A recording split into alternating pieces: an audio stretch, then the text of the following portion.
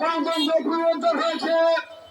আজকে এই স্বাধীনতা সার্বভৌমত্বকে আজকে বিনষ্ট করার জন্য একটি কুচক্রী মহল, ওই শেখ হাসিনার প্রদত্ত যারা এখনো বিভিন্ন জায়গায় বসে আছেন, বিচারপতি সহ এবং সুপ্রিম কোর্টের আইনজীবীরা, তাদেরকে বলতে চাই, আপনারা অনতিবিলম্বে পদত্যাগ করুন এবং আমাদের যেসব ভাইয়েরা রক্ত দিয়ে নিজের জীবন বিসর্জন দিয়েছে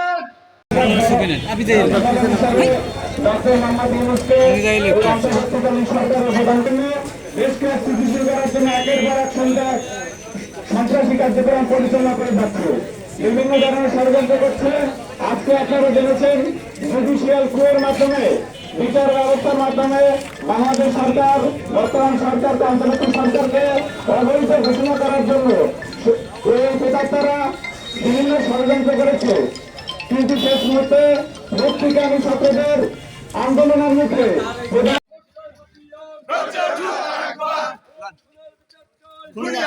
ফাঁসি চাই, গুম খুনের বিচার চাই।